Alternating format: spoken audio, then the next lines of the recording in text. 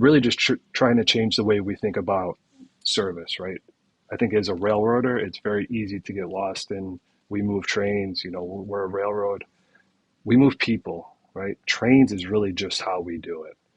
So that's we need to keep front of mind is really we're moving people. Trains is just a mechanism for doing that. And again, a lot of these people, they can't afford to be late. If they're late to work, they might get docked pay. They might not be able to keep their job. If they're late to an interview, they might not get that job that they need. So the service we provide is really life-changing in many areas, and it's something that, again, we continue to focus on.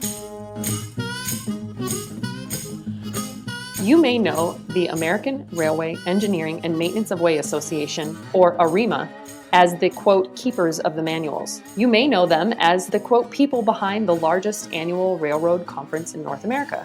Heck, you may not know about AREMA at all. This podcast is designed, no pun intended, to change your view of who AREMA is and how AREMA has changed the trajectory of many railway careers over its 100-plus year history. Welcome to Platform Chats with your host, Walt Bleser, where he takes a moment to discuss the impacts AREMA has had on the very people who are proud to be called members. Are you ready to roll with AREMA?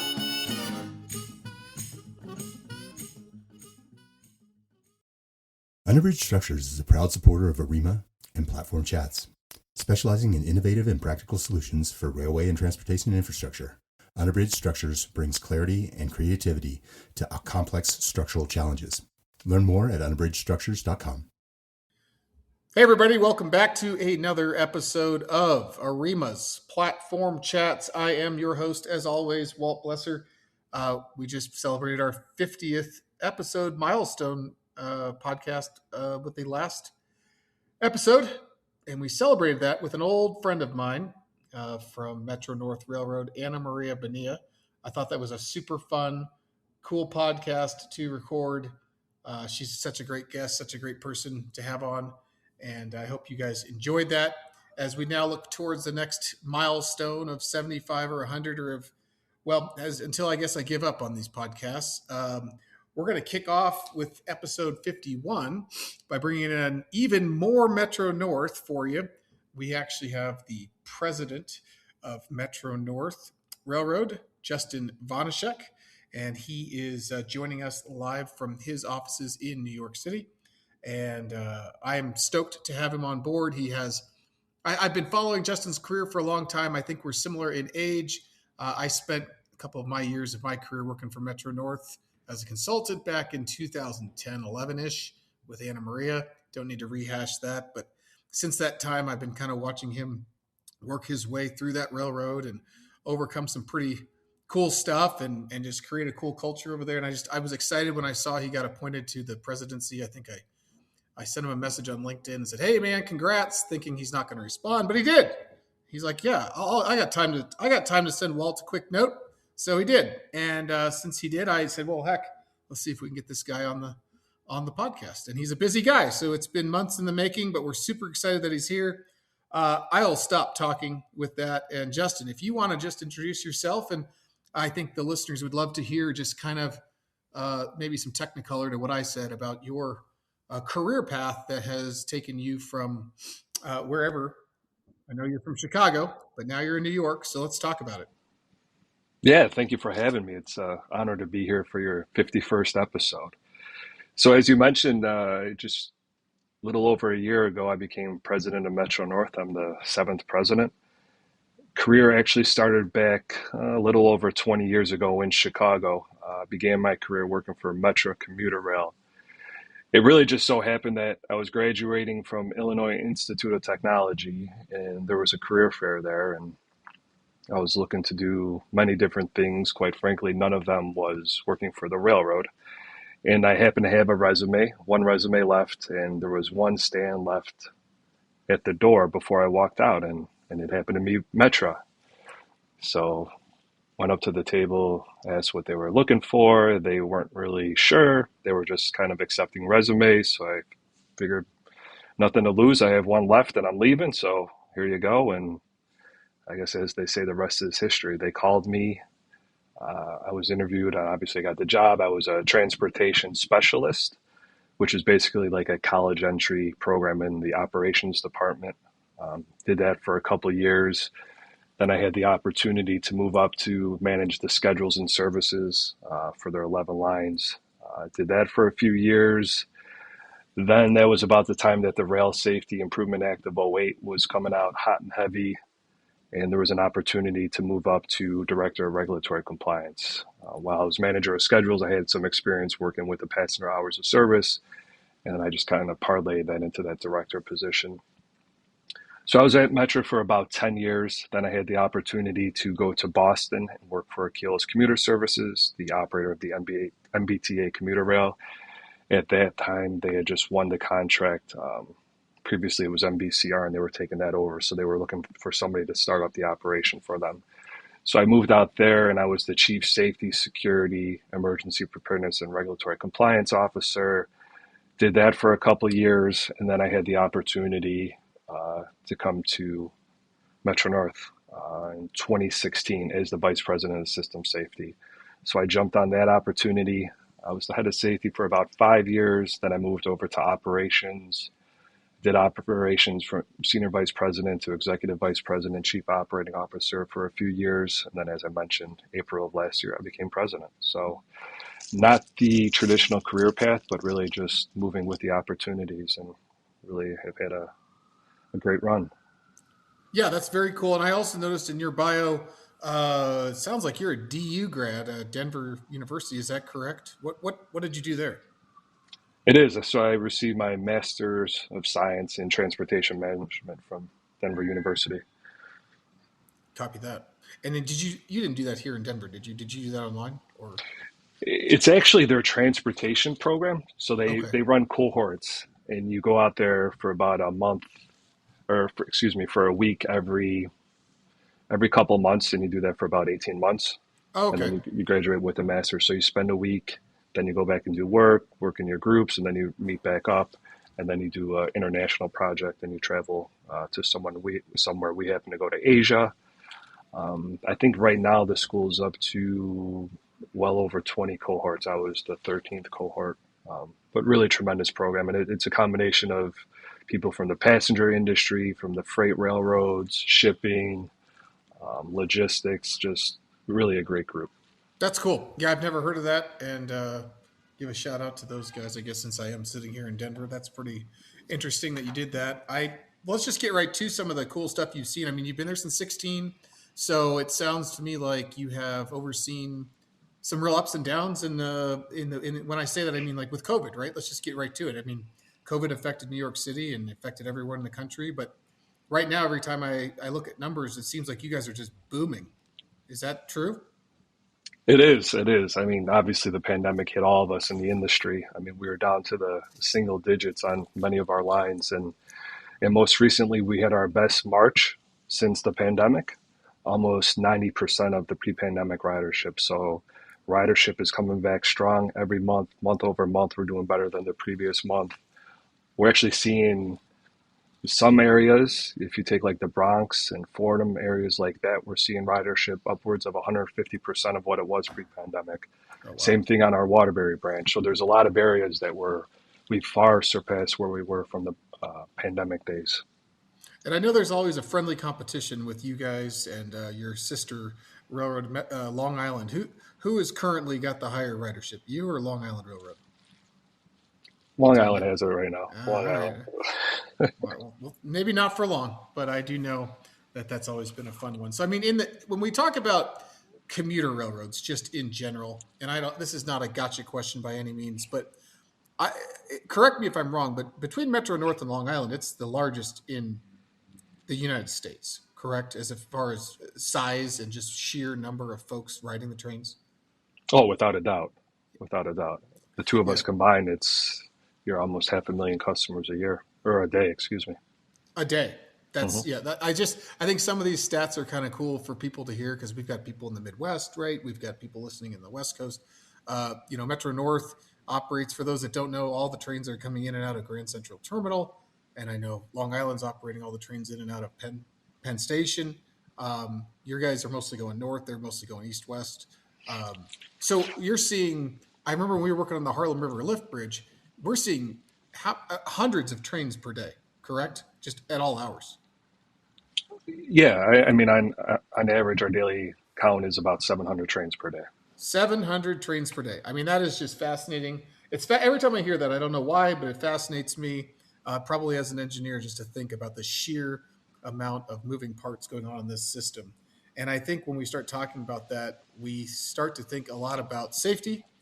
And I know you've been working hard on enhancing the Metro-North safety culture. Do you want to talk briefly about that and frankly reliability? Because these numbers, these increased numbers, aren't because you guys are not because you're doing a bad job. You're doing a great job.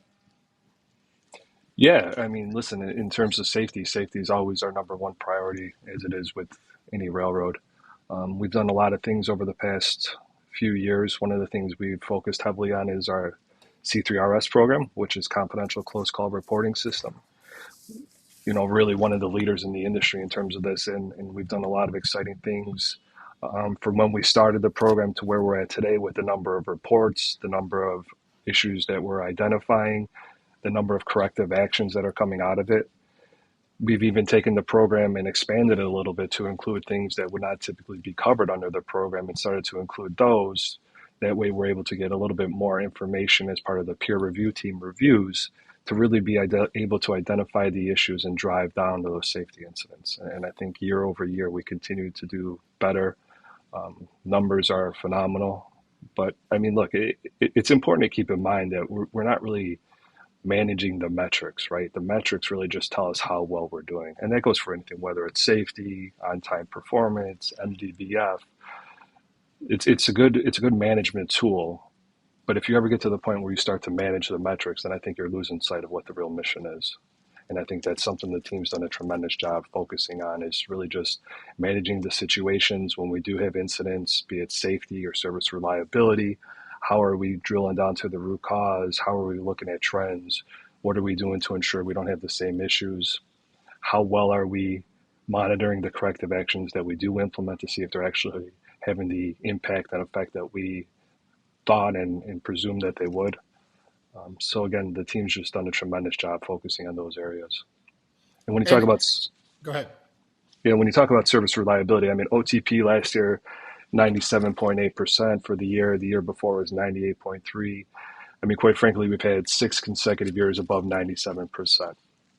I mean, which, I think anybody in the industry understands how difficult that is, be it with the storms, ridership increases, whatever it may be. The team continues to show up day after day to provide that service to our customers. And look, I think it really shows in the results, right? Not really so much the OTP numbers, really the customer satisfaction results, right? So we do a customer satisfaction survey in the spring and fall every year. Last spring, we were 89%. The fall, we were 87% customer satisfaction. Now, you go back to when we started spring of 22, we've consistently been in the mid to high 80s with those results, consistently, which is extremely, extremely difficult to do. Our customers, and rightfully so, have very high expectations of our service. And again, and I'm going to continue saying this, the team continues to deliver on those. So it's something we're really proud of, and again, something that really comes through in the customer satisfaction results.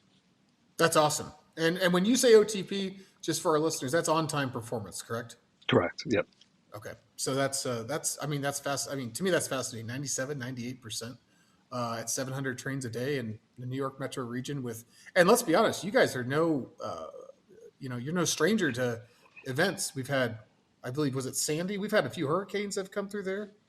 You've had, I think there was even an earthquake when I was living there in Brooklyn, of all things. But you guys, you're constantly, I hate to say under attack, but Mother Nature's never completely at rest. No, we've had some rough goes. I mean, Sandy was a while ago, but most recently we've had, winter or coastal storm Henri and Ida, and the list goes on. And then, of course, this winter we had 2 major storms where the system dropped more than 2 feet of snow on each of those within, say, 3 to 4 weeks. And I think it's important to keep in mind we continue to provide service. And, we didn't just provide service to provide service. The reason we wanted to really provide that service is because our customers depended on our service to get to many places. And I think that's something we continue to hammer home with the team. Ridership was low in the last storm. I think we carried about 15,000 customers, which quite frankly isn't a lot for us. But those 15,000 people that decided to ride our service in 2 feet of snow had no other option, right? They either had to get to work, they had to get to a doctor's appointment, they had to help somebody. They had to do something. They weren't just riding our service in a storm for the heck of it. And in many cases, if it wasn't for us and the team providing that service, they wouldn't have been able to get where they needed to be. So, that's really what we continue to focus on. That's a huge, huge important thing for us. Really just trying to change the way we think about service, right? I think as a railroader, it's very easy to get lost in we move trains, we're a railroad. We move people, right? Trains is really just how we do it. So that's what's we need to keep front of mind is really we're moving people. Trains is just a mechanism for doing that. And again, a lot of these people, they can't afford to be late. If they're late to work, they might get docked pay. They might not be able to keep their job. If they're late to an interview, they might not get that job that they need. So the service we provide is really life-changing in many areas, and it's something that, again, we continue to focus on.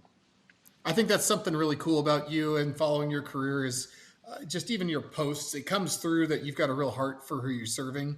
And I agree with you. It's easy, especially in the industry that I play in as well, to get obsessed with the bridges or the track or the inspection, the technology we're using to look for broken rail. But at the end of the day, to your point, these could be flying cars for all you care. You're moving. Your focus is the people.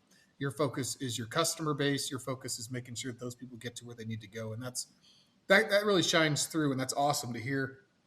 That maybe is a good transition to talk a little bit. I know you guys have been playing around with have you been playing around a little bit with your timetables with optimization for train schedules? I heard something about some shaving some round trip times down. Yeah, last year we rolled out super express trains on our New Haven and Hudson line. So we started last March on the New Haven line. Basically, you got trains from New Haven to Grand Central Terminal in less than 90 minutes. And then in October, we did the same thing for the Hudson line and Poughkeepsie trains, getting from Poughkeepsie to Grand Central Terminal in less than 90 minutes. Keeping in mind, in some cases, a lot of these trains were well over 2 hours. So being able to shave half an hour plus off everybody's commute in each direction is huge. It's huge. And we immediately saw a 10% increase in ridership as a result of that, those trains. Oh, wow. So as much as people love riding Metro-North, they really want to spend time with their loved ones and doing many other things. So the less time they're on our trains, the happier many of them are. And that's one of the ways we're trying to get more additional ridership back, right? Those quicker commutes. The team's working diligently to figure out where there's opportunities. How are we able to strategically dispatch certain trains? Obviously, given the capacity constraints of the system, it's hard to do across the board, but where are those opportunities? And if you look at some of the things we've done over the past couple of years in terms of train simulations, I think we've run well over 4,000 train simulations just to figure out where those opportunities are. At the top of the interview, we talked about 700 trains, but what I think is important, and I think gets lost a lot of times, is those 700 trains, they all come to Grand Central Terminal and they all cross Park Avenue Viaduct, which is 4 tracks. So it's not as if we have three lines or 11 lines. Everything converges on 4 tracks, which is phenomenal that we're able to do that and provide the service that we do so reliable. It's really, again, tip of the hat to the entire team for making that happen. Yeah, and I think we're going to get to hear a little bit more about some of the Park Avenue Viaduct rehabilitation that's happened over the last few years.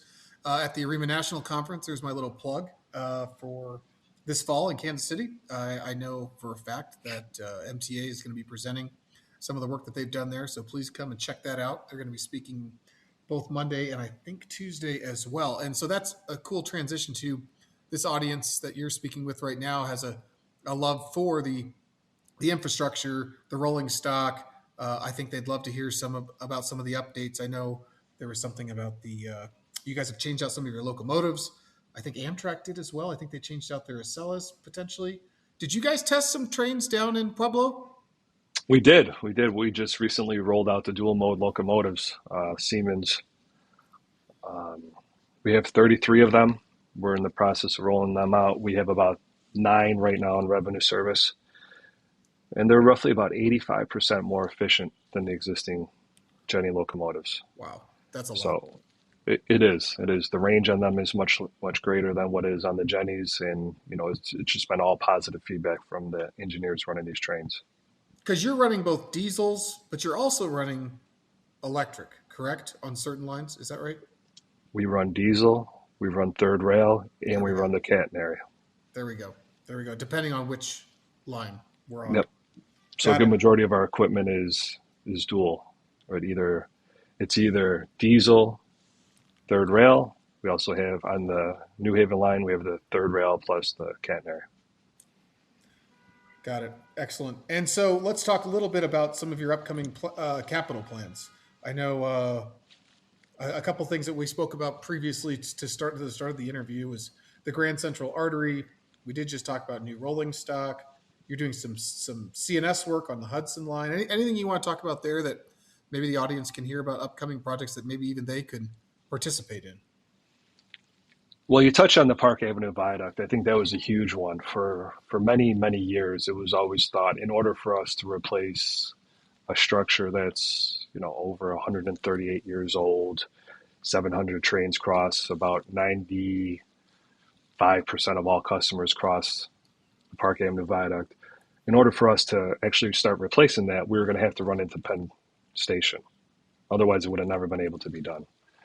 The teams working together, both Metro-North and MTA C&D, put their minds together, and they were really able to develop a plan to be able to replace sections of the bridge as well as continue operating service with, quite frankly, we've had zero impact to our customers. We modified some schedules, do the work on the weekends, and again, no impact to our customers. We actually found some new innovative ways of doing business, what we call our intertrack barrier. It's a containment zone that basically allows the crews to continue working while we run trains. Anybody in the industry knows with FRA, there's certain restrictions. This allowed the groups to continue working safely with no risk of going onto the live track. And this was just developed in-house between our teams working together, and it really allowed us to get this work done. Again, on time, on budget, no impact to service, which, as all of us understand, that's essentially unheard of. There's a lot of other things going on. I mean, right now, we just recently received our largest capital program in history, $7.7 billion. This is more than double what we typically get for the 5-year program. $6 billion of that is for the core. The other $1.7 billion is just for the GCT artery. So basically from the Harlem River lift bridge to the terminal. So that's huge. I mean, double our program, just tremendous opportunities. Huge focus of that is going to be on the Hudson line, making it more resilient. As you mentioned previously, we're consistently getting hit by storms. And the Hudson line, although it is our most beautiful line, it's one of the most beautiful lines in the country. It is very close to the water.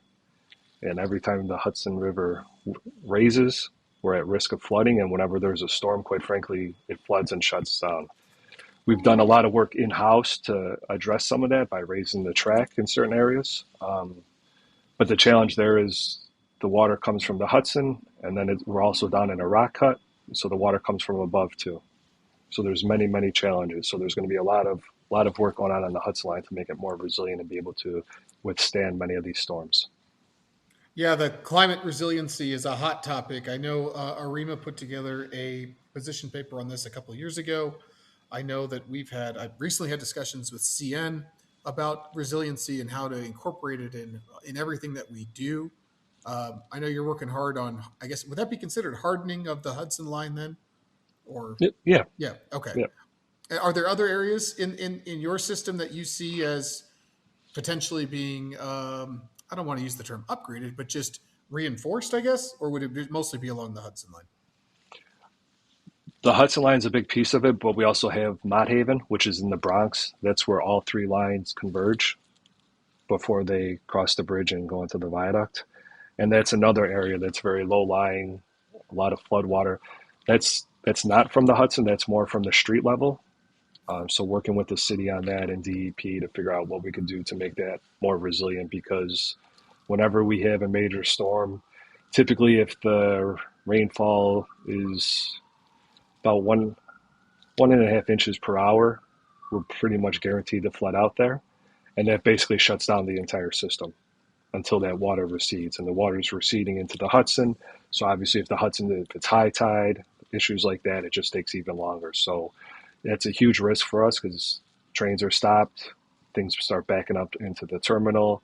And if it so happens that it's in peak periods, afternoon rush hour creates major crowding issues in the terminal. So it's a huge focus of ours.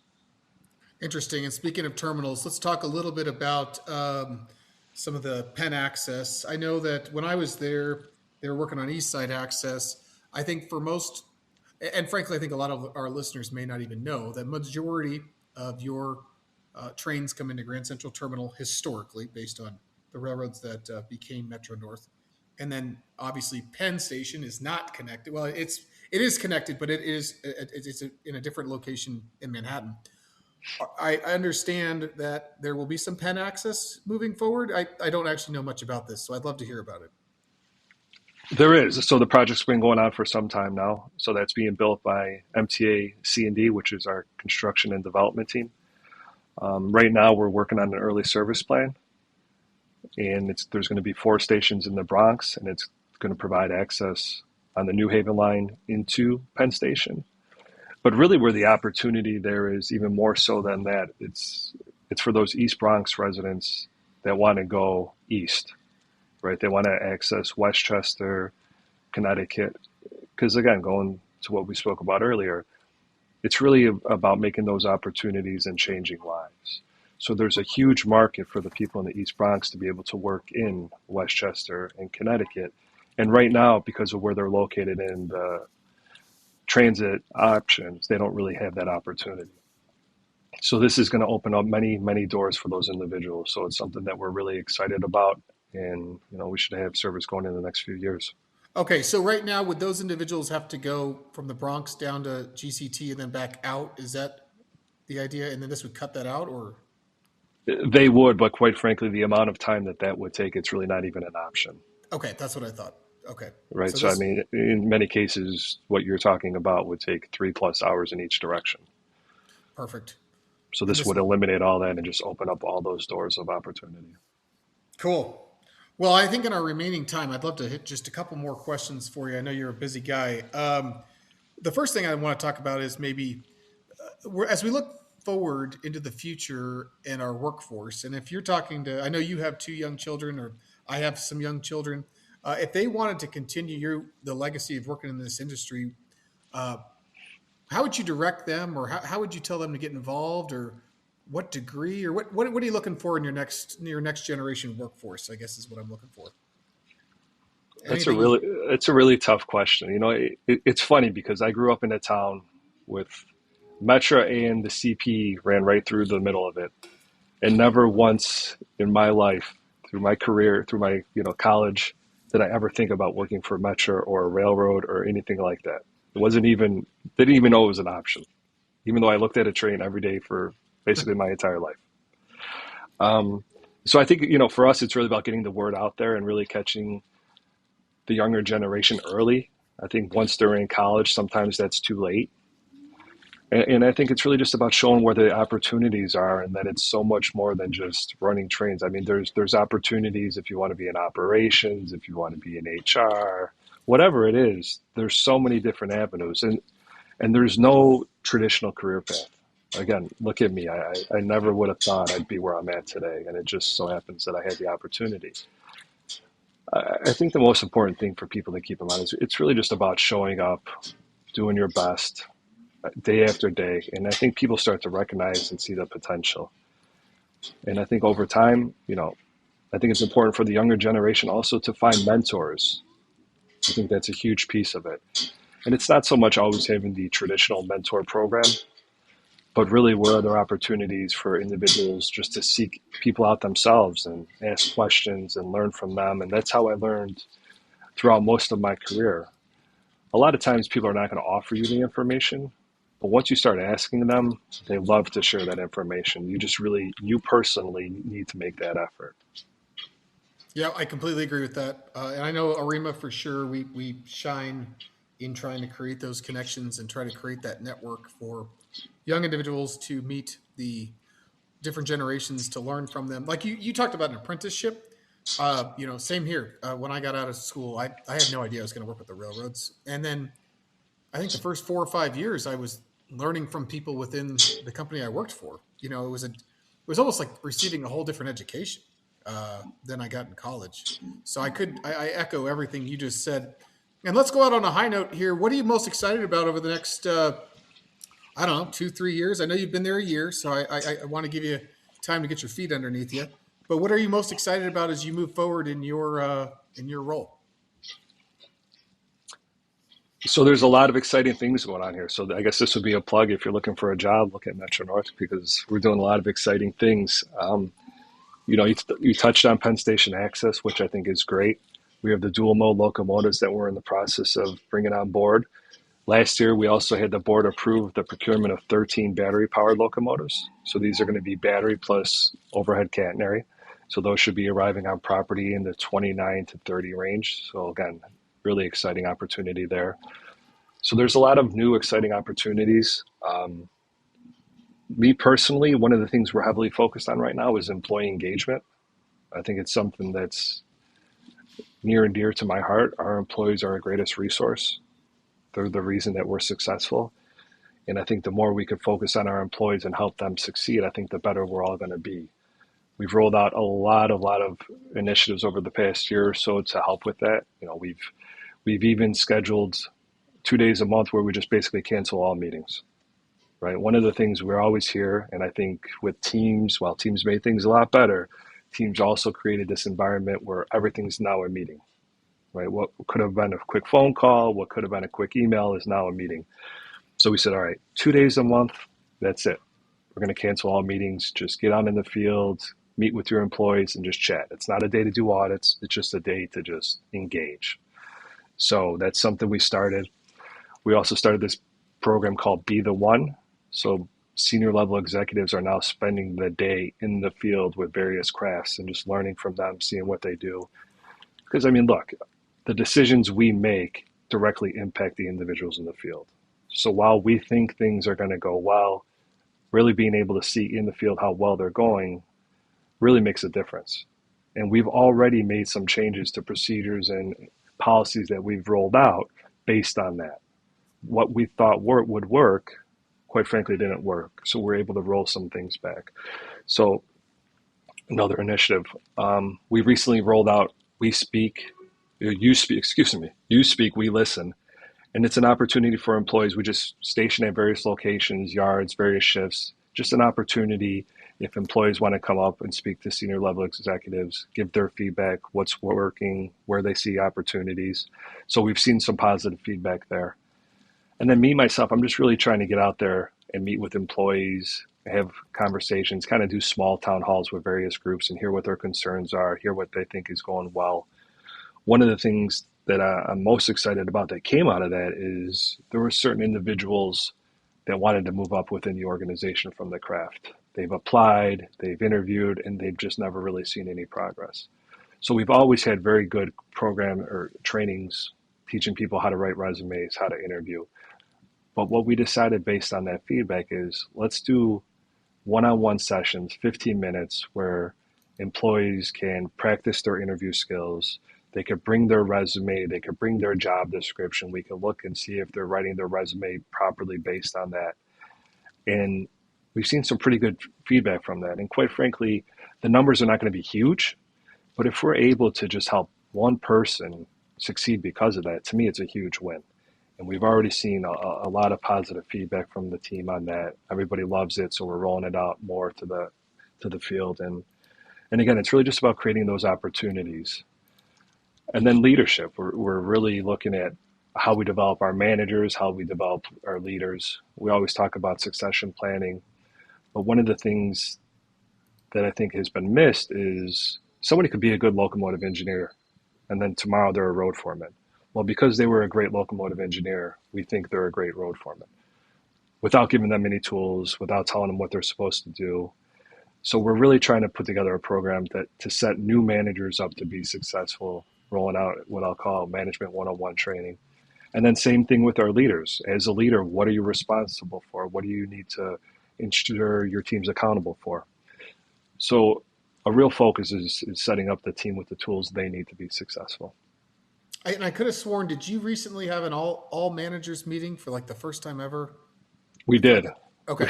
We did. I mean, quite frankly, the reason it's the first time ever, so we have 900 plus managers. So we want to touch every manager. We want to do it twice a year. That kind of results in us having 9 meetings every half of the year, which are extremely difficult to schedule. It's 100 plus people in each of those.